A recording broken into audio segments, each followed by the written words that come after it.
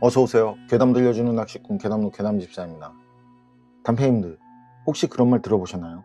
장례식장에 가서 슬픔을 함께하고 있을 때 고인이 되신 분이 장례식장에 다녀가셨다라는 말. 저는 이런 건 본 적이 있어요. 한편에 따로 상을 차렸는데 왜 그러냐고 조심히 물어봤거든요. 그랬더니 고인이 배가 고프다고 그러셨다고. 그래서 상주가 따로 상을 좀 차려달라고 그런 거라고. 그런데 그런 상황에서도 귀신이 어쩌니 혼령이 어쩌니 뭐 쓸데없는 짓이라느니 이렇게 보고 말하는 사람들이 있더라는 거죠. 참 이게 그래요. 저는 대부분 사람들은 이게 그땐 이런저런 사실을 떠나서요, 그때 상주의 마음이 얼마나 아팠으면, 그리고 얼마나 슬프고 그리웠으면 싶어서 그런 마음에 눈물이 나오던데, 그런 자리에서 꼭 그렇게까지 해야 하나 싶단 말이죠. 꼭 그래야 속이 후련했나 싶더라고요. 에휴, 또 생각나네. 아픈 사람 가슴 후벼 파는 못난 사람들. 감정이란 게 없는 건가. 이번 이야기는 일본 괴담 채널에 올라온 어느 일본인의 기묘한 사연입니다. 그럼 일본 괴담 채널의 기묘한 이야기, 괴담14의 시점으로 떨어보겠습니다.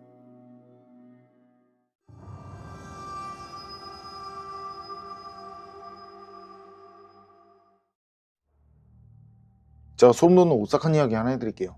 이야기는 절친 사토시가 들려준 얘기인데요. 사토시가 중학생일 때 서울 외곽 후쿠오카에 있는 후타라는 마을에 사는 외할아버지가 돌아가셨대요. 외할아버지는 뇌수술을 하신 뒤에 신경 관련 후유증이 심하셔서 돌아가실 때는 엄청 고통스럽게 돌아가셨다고 그랬거든요.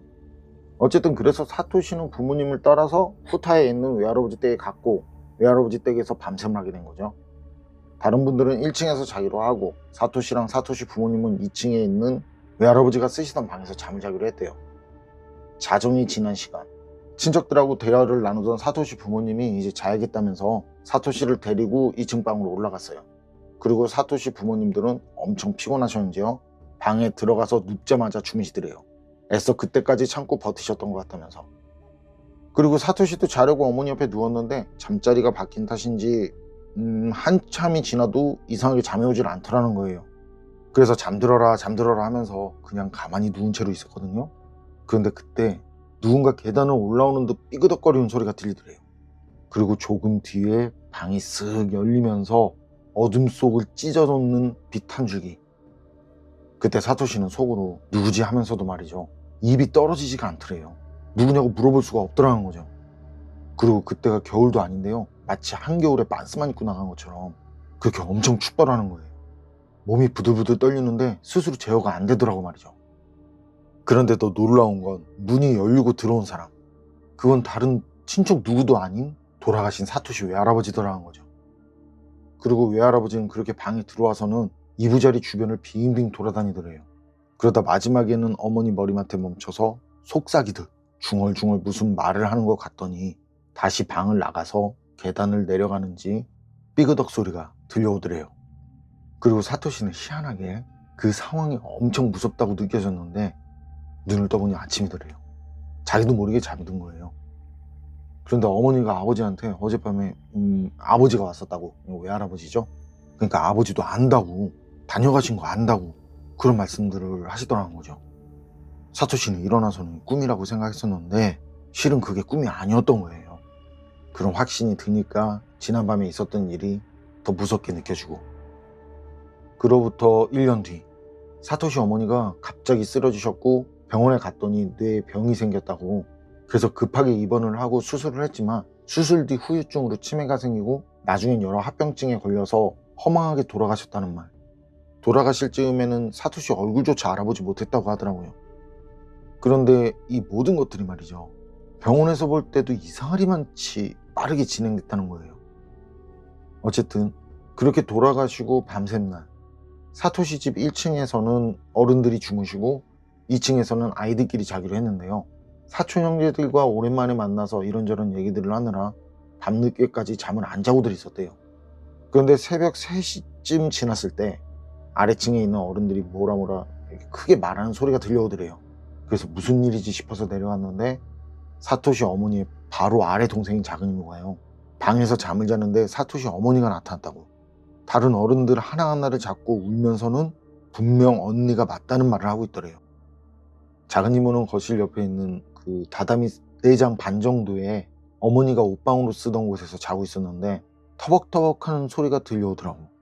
그래서 눈을 떠보니까 죽은 사토시 어머니가요, 방 안을 빙글빙글 돌면서 걷고 있더라는 거죠. 그 모습을 보고 언니지만 이미 죽은 사람이라서요, 엄청 겁이 나더래요. 그래서 작은 이모는 조용히, 죽은 언니가 들을까봐 조용히 이불을 당겨서 이불 속에 머리까지 파묻었는데, 바로 그때 들리던 발소리가 딱 자신의 머리맡에서 멈추더라는 거죠. 그리고 뭐라고 반복적으로 중얼거리는 소리가 들리고, 한참을 그러다 사토시 어머니인 그 죽은 언니가 떠나갔다는 말. 사토시는 그때 작은 이모 말을 듣는데요, 돌아가신 외할아버지가 떠오르더래요. 그래서 작은 이모한테 아픈 곳은 없냐, 건강진단 받아봤냐 이렇게 물어봤거든요.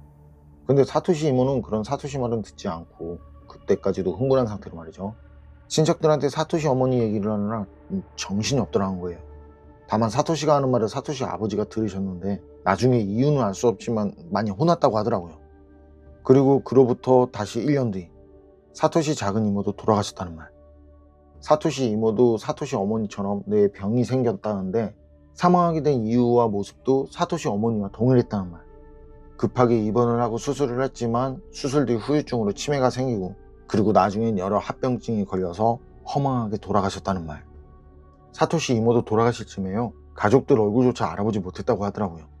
그리고 사토시 어머니 때랑 똑같이 이상할이 많지 빠르게 진행했다고 그랬고, 사토시는 밤새면 사정이 있어서 참석하지 못하고 장례식장에만 찾아갔거든요. 그런데 그때 외가 친척들만 모여서 얘기를 하는데 말이죠, 죽은 작은 이모의 혼령도 나타나는 거 아니냐면서 그런 말들을 하고 있더라는 거예요. 마치 뭔가를 아는데 숨기고 있는 것처럼 말이죠. 그때 혹시나 해서 집안에 죽은 사람이 있을 때 그 죽은 사람이 머리맡에 나타나는 거, 그게 죽음의 징조일까 싶어서 아버지께 여쭤봤다는데, 아버지는 어두운 표정으로 외가 쪽 친척들이 모여있는 곳을 응시하시면서 그러더래요. 사토시, 너는 아무 걱정하지 않아도 된다. 그 말이죠.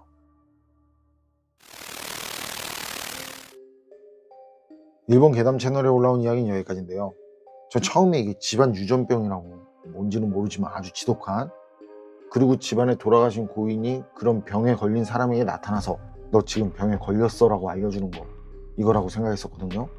그런데 좀 많이 이상한 게요, 병에 걸려서 알려준다라기보다는 다음은 네 차례 이러면서 바톤을 넘겨주는 것 같다는 느낌이 더 든단 말이죠. 이게 유전병이 아니라 그 집안의 저주 뭐 그런 걸까요? 그래서 사토시는 걱정하지 않아도 된다고 그런?